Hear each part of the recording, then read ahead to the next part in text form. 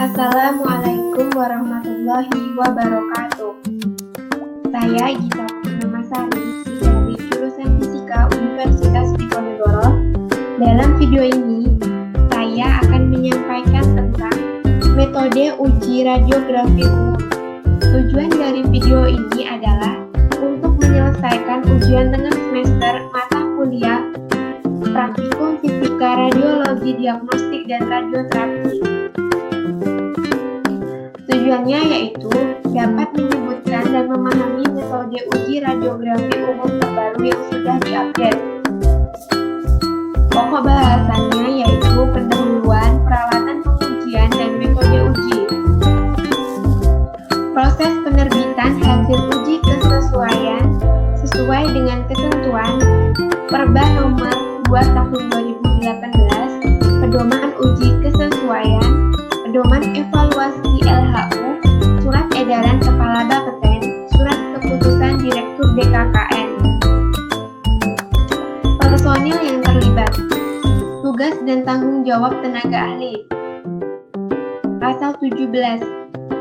Tenaga ahli sebagaimana dimaksud dalam pasal 13 ayat 1 huruf D memiliki tugas dan tanggung jawab paling sedikit, yaitu menyusun dan mengembangkan metode pengujian, menyusun dan mengembangkan prosedur evaluasi laporan hasil uji kesesuaian, memeriksa kelengkapan draft laporan hasil uji kesesuaian dan data dukungnya, melakukan evaluasi draft laporan hasil uji kesesuaian, mengkomunikasikan hasil uji kesesuaian kepada manajer teknis, menetapkan status pesawat Sinar X yang diuji, mengesahkan laporan hasil uji kesesuaian, sertifikat dan notisi uji kesesuaian.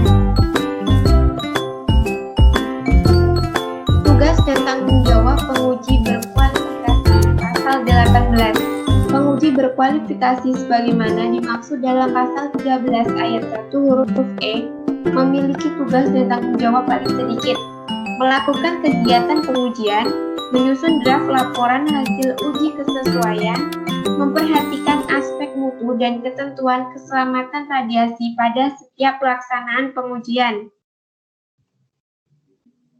Tugas dan tanggung jawab manajer mutu. Pasal 15. Manajer mutu sebagaimana dimaksud dalam pasal 13 ayat 1 huruf B memiliki tugas dan tanggung jawab paling sedikit, yaitu memastikan bahwa sistem manajemen yang terkait mutu diterapkan dan diikuti setiap waktu, memastikan mutu hasil uji kesesuaian tercapai sesuai dengan ketentuan peraturan yang berlaku, mengordinasikan dan mengawasi penerapan jaminan mutu dan kendali mutu.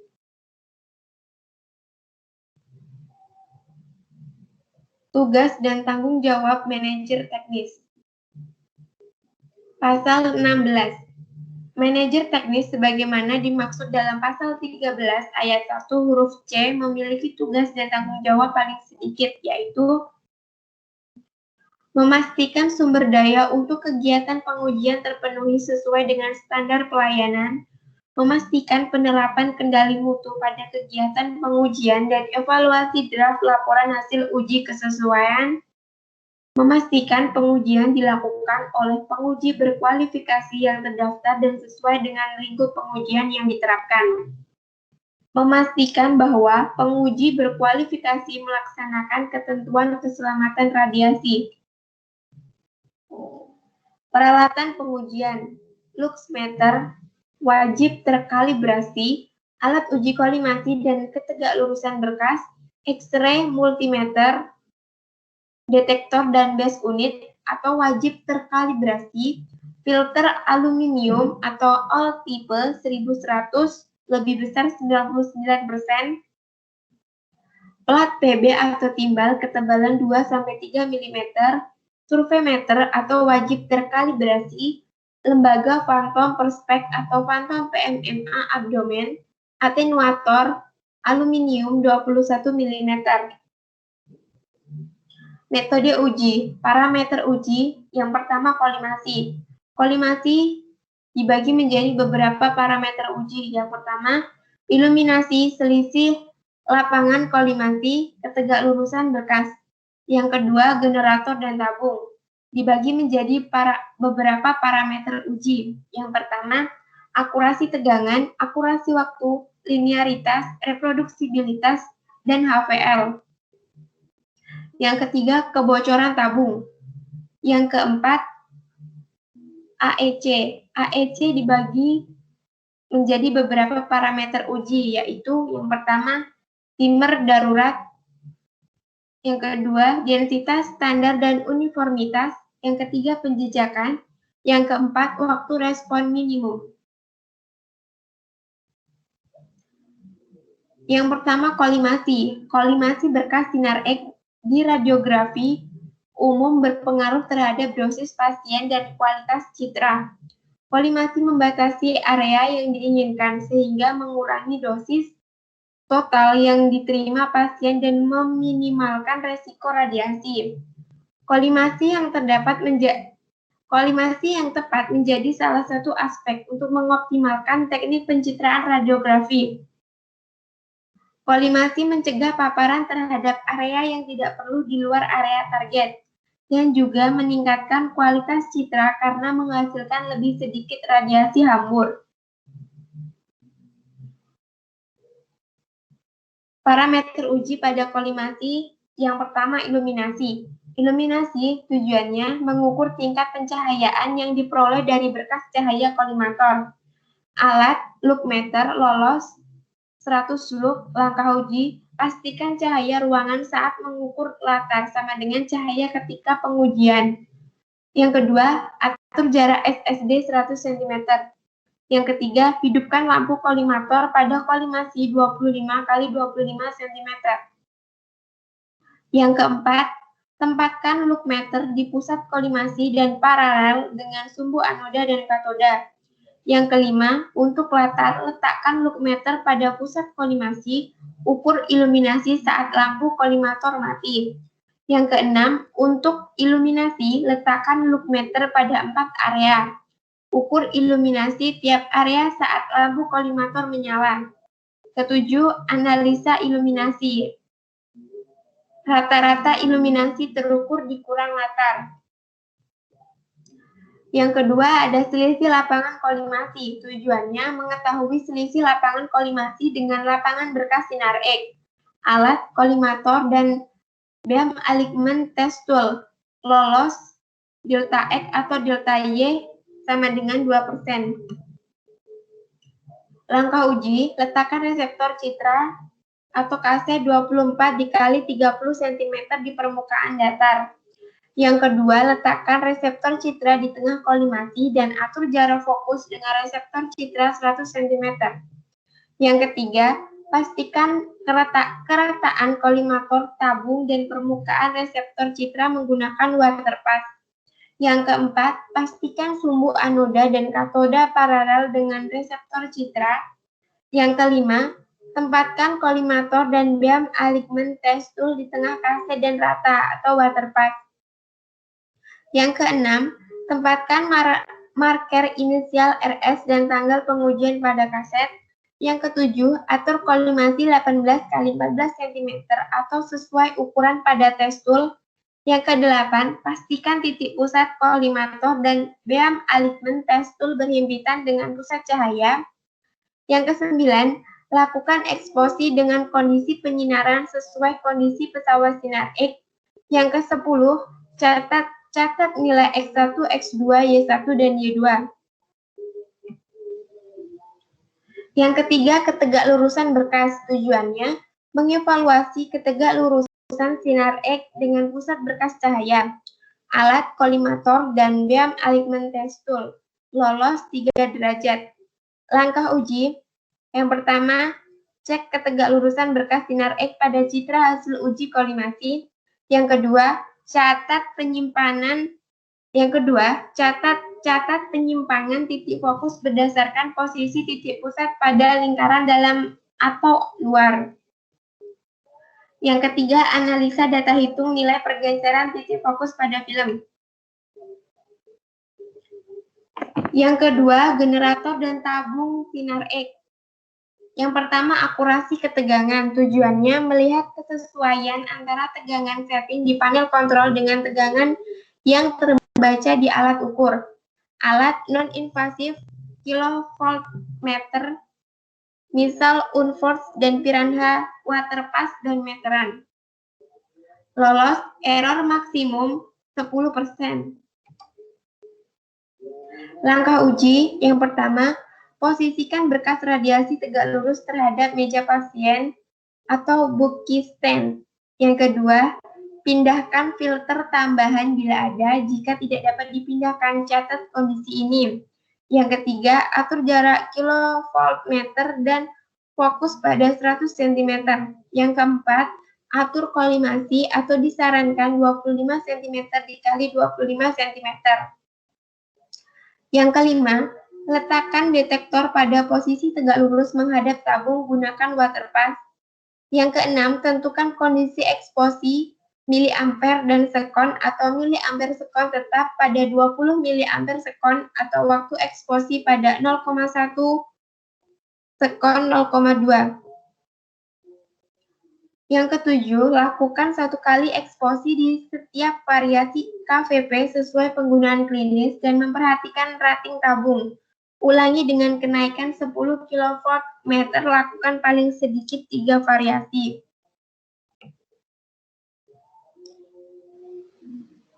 Yang kedua, akurasi waktu penyinaran. Tujuannya, melihat kesesuaian antara setting waktu eksposi di panel kontrol dengan waktu eksposi yang terbaca pada alat ukur. Langkah uji yang pertama, pengaturan peralatan seperti pada uji akurasi ketegangan. Yang kedua, setting pada KVP dan miliampere klinis tetap, misalnya 70 kV dan 10 miliampere. 3. Lakukan 3-5 eksposi dengan variasi waktu berbeda antara 0,02 sampai 1. Yang keempat, jika memungkinkan bisa dilakukan pada detik lebih dari 1 detik. Kemudian yang kelima ada analisa data. Yang ketiga, linearitas. Tujuannya menguji konsistensi kenaikan nilai keluaran radiasi miligray per miliampere sekon pada variasi miliampere atau miliampere sekon. Alat dosimeter, waterpass, dan meteran. Lolos CL sama dengan 0. Langkah uji yang pertama, pengaturan peralatan seperti pada uji akurasi tegangan. Yang kedua, lakukan 1 kali eksposi kilovolt tetap, misal 70 atau 80 kilovolt dan variasi miliampere atau miliampere sekon dengan memperhatikan rating tabung. Lakukan paling sedikit 3 variasi miliampere atau miliampere sekon. Yang ketiga, jika miliampere dapat diatur, variasikan 3 miliampere dengan waktu tetap. Yang keempat, jika miliampere tidak dapat diukur, variasikan miliampere sekon. Yang kelima, catat data kilovolt ukur miliampere sekon dan dosis. Kemudian ada reproduksibilitas. Tujuannya, reproduksibilitas keluaran radiasi. Memeriksa konsistensi keluaran radiasi pada beberapa eksposi dalam pengaturan generator yang tetap. Reproduksibilitas tegangan. Memeriksa konsistensi tegangan kilovolt pada beberapa eksposi dalam pengaturan tegangan yang tetap. Reproduksibilitas waktu penyinaran. Memeriksa konsistensi waktu eksposi pada pengaturan generator yang tetap. Alat dosimeter, waterpass, dan meteran. Lolos CV 0,05. Langkah uji, atur peralatan seperti pada uji akurasi tegangan. Yang kedua, atur kondisi eksposi pada pengaturan klinis, misalnya 80 kV, 20 miliampere sekon. Yang ketiga, catat nilai keluaran radiasi mikrogray atau miligray, waktu penyinaran sekon, dan tegangan kilovolt pada setiap eksposi. Keempat, lakukan paling sedikit 3 kali eksposi pada pengaturan yang tetap. Kualitas berkas sinar X atau HVL. Tujuannya menilai kualitas berkas sinar X dan kecukupan filter dan kecukupan filtrasi untuk menyaring radiasi sinar X energi rendah. Alat X-ray multimeter, filter AL dan meteran. Lolos CV sama dengan 0,05, lolos HVL sama dengan 2,3 pada 80 kV. Kualitas berkas sinar X atau HVL dapat diukur menggunakan dua metode, yaitu menggunakan X-ray multimeter dan menggunakan dosimeter. Kualitas berkas sinar X atau HVL menggunakan X-ray multimeter. Yang pertama, lepaskan filter tambahan.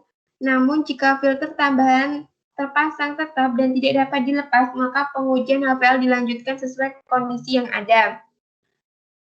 Baca instruksi X-ray multimeter dan lakukan pengecekan dengan mengikuti instruksinya. Perlu diperhatikan batas kemampuan X-ray multimeter. Letakkan detektor pada tempat datar tegak lurus, sumbu utama atau menghadap tabung sinar X dan kolimasikan seluas ukuran detektor untuk kualitas berkas tertentu dan kondisi penyinaran.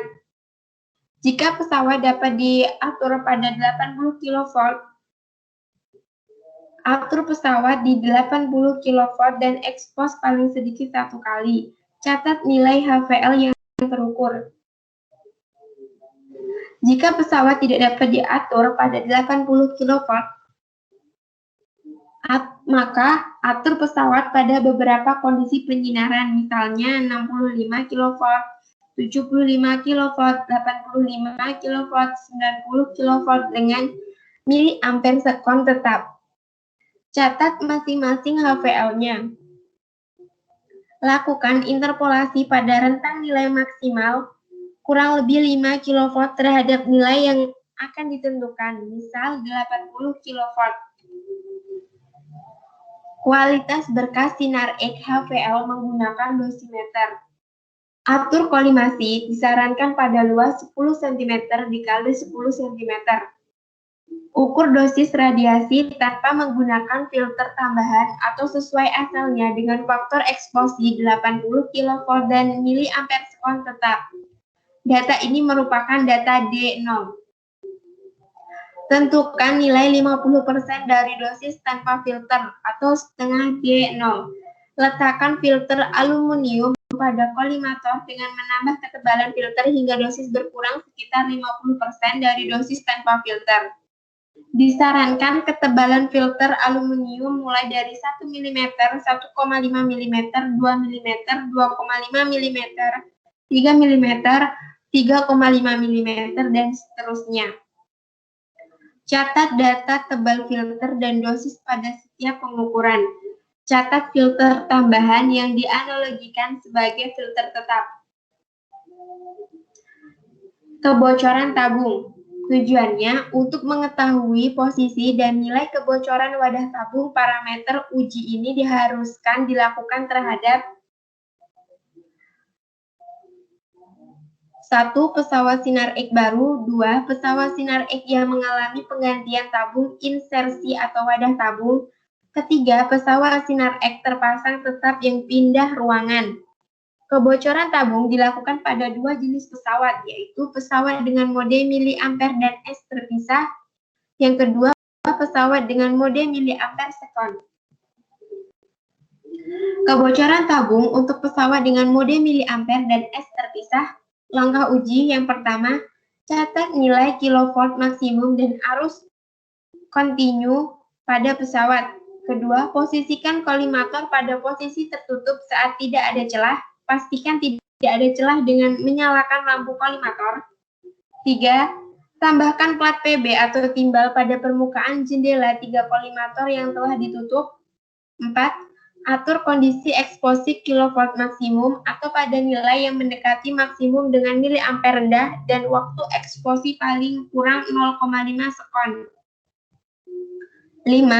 Lakukan eksposi dan ukur laju dosis pada SSD 100 cm di 5 titik sekeliling wadah tabung, yaitu sisi depan, sisi kanan, sisi belakang, sisi kiri, dan sisi atas. Keenam, catat data laju dosis yang 6 terukur dalam mikrogray per jam. Kebocoran tabung untuk pesawat dengan mode miliampere second. Langkah uji yang pertama, tempatkan detektor sama dengan pengujian akurasi tegangan. Kedua, lakukan eksposi pada kondisi yang akan digunakan pada uji kebocoran dengan kilowatt maksimum dan miliampere maksimum dengan memperhatikan rating tabung. Ketiga, catat waktu eksposi yang terukur. 4. Hitung miliampere setting dari faktor eksposi yang didapatkan. 5. Posisikan kolimator pada posisi tertutup sampai tidak ada celah. Pastikan tidak ada celah dengan menyalakan lampu kolimator. 6. Tambahkan plat PB pada permukaan jendela kolimator yang telah ditutup. 7. Atur kondisi eksposi kilowatt maksimum atau pada nilai yang mendekati maksimum dengan miliampere second sesuai langkah nomor 2. Yang ke-8, lakukan eksposi dan ukur laju dosis pada FSD 100 cm di 5 titik sekeliling wadah tabung, yaitu sisi depan, sisi kanan, sisi belakang, sisi kiri, dan sisi atas. Yang ke-9, catat data laju dosis yang terukur dalam mikrogray per jam.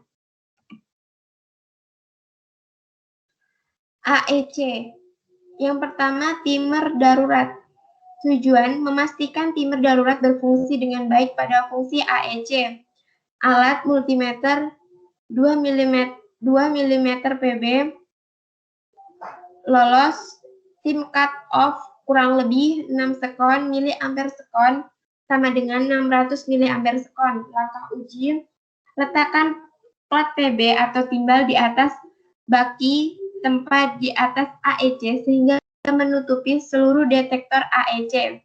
Kedua, tempatkan detektor multimeter di tengah lapangan penyinaran pada permukaan baki yang telah ditutupi plat PB. 3. Aktifkan semua sensor AEC pada monitor panel kendali. Yang keempat, atur densitas AEC pada posisi 0 atau normal. Yang kelima, lakukan eksposi. Yang keenam, catat waktu berhenti atau timer cut-off yang terbaca pada multimeter. Yang ketujuh, catat miliampere second yang terbaca pada panel kendali. Yang kedua, densitas standar dan uniformitas. Tujuannya, memastikan AEC berfungsi dengan baik melalui keseragaman respons sensor AEC. Alat filter A121 mm, 2 mm PB, water pass, dan meteran lolos miliampere second sama dengan 0,2 miliampere second rata-rata. Delta EI sama dengan 0,1 EI rata-rata. Langkah uji, lakukan pengaturan posisi tabung sinar X dan baki dengan jarak 100 cm. Lakukan pengaturan kolimasi dengan menyinari area detektor AEC. Pastikan area sinar X melebihi area detektor AEC dengan 2 cm dari masing-masing tepi luar sensor AEC. Tutup kolimator dengan filter aluminium 21 mm atau TU 2 mm. Tutup sensor AEC. Untuk AEC dengan 3 sensor, tutup 2 sensor AEC dengan plat PB. Untuk AEC dengan 5 sensor, tutup 4 sensor AEC dengan plat PB. Pada monitor panel kendali, nonaktifkan sensor yang telah ditutup PB. Lakukan penyetingan faktor eksposi pada penggunaan klinis misalnya 80 kV dan 100 mA, atau gunakan setting otomatis yang keluar di layar.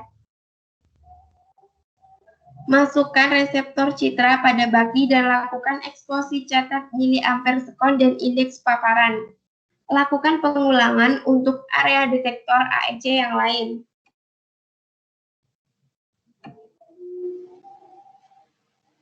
Kemudian ada penjejakan. Tujuannya memastikan AEC berfungsi dengan baik melalui respon dosis terukur terhadap perubahan kilovolt dan ketebalan pasien. Alat Phantom, Unforced atau Piranha, water pass, dan meteran. Lolos, variasi ketebalan Phantom. Delta EI sama dengan 0,1 EI rata-rata. variasi kilovolt delta EI sama dengan 0,15 EI rata-rata. Variasi kombinasi ketebalan fantom dan kilovolt delta EI sama dengan 0,2 EI rata-rata. Langkah uji. Yang pertama, lakukan pengaturan posisi tabung sinar X dan baki dengan jarak 100 cm. Yang kedua, lakukan pengaturan kolimasi dengan menyinari area detektor AEC. Yang ketiga, pastikan area sinar X melebihi area detektor AEC 2 cm dari masing-masing tepi luar sensor AEC. Yang keempat, letakkan detektor di atas baki, posisi detektor tidak boleh menutupi sensor AEC. Penjejakan pada variasi ketebalan fantom. Langkah uji, letakkan fantom perspek di atas detektor untuk mewakili variasi ketebalan pasien. Misalnya, fantom perspek dengan ketebalan 10 cm terdiri dari 5 fantom perspek dengan ketebalan 2 cm. Yang kedua, letakkan reseptor citra pada baki. Yang ketiga, lakukan pengaturan faktor eksposi pada penggunaan klinis. Jika kilovolt dan miliampere sekon tidak bisa diatur, gunakan faktor eksposi otomatis. Yang keempat, lakukan eksposi. Kelima, catat nilai indeks paparan yang tercantum pada panel kendali dan catat nilai dosis pada alat ukur. Keenam, cetak film jika akan dianalisa OD-nya dengan densitometer atau lakukan pembacaan CR dan catat indeks paparannya di monitor panel kendali. Ketujuh, lakukan pengulangan langkah 1 sampai 6 dengan ketebalan fantom perspek berbeda yaitu 14, 20, dan 24 cm. Penjejakan pada variasi kilovolt. Langkah uji. Yang pertama, letakkan fantom perspek tebal 20 cm, 10 fantom perspek dengan ketebalan 2 cm di atas detektor atau letakkan fantom aluminium 21 mm A1 ditempel di kolimator. 2. Lakukan pengaturan faktor eksposi pada nilai 80 kV jika masih bisa diatur atau pada faktor eksposi otomatis. Yang ketiga, lakukan eksposi. Yang keempat, catat nilai indeks paparan yang tercantum pada monitor panel kendali dan catat nilai dosis pada alat ukur. Kelima, lakukan pengulangan langkah 1-4 dengan tegangan bervariasi yaitu 90 dan 100 kV. Penjejakan pada kombinasi ketebalan fantom dan kilovolt. Langkah uji yang pertama, letakkan fantom perspek setebal 10 cm di atas detektor. Yang kedua, lakukan pengaturan faktor eksposi pada nilai 60 kV. Yang ketiga, lakukan eksposi. Yang keempat, catat nilai indeks paparan yang tercantum pada monitor dan catat nilai dosis pada detektor.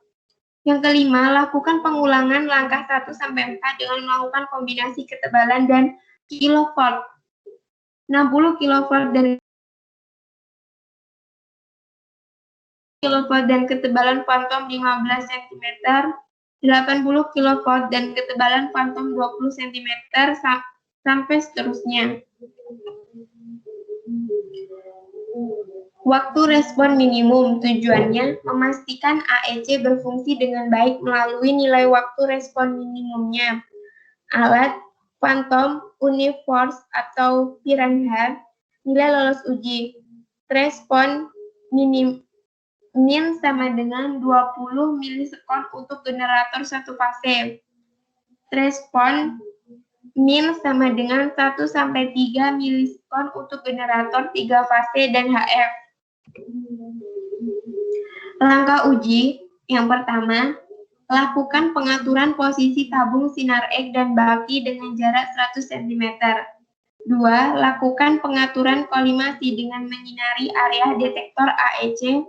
Yang ketiga, Pastikan area sinar X melebihi area detektor AEC dengan 2 cm dari masing-masing tepi luar sensor AEC.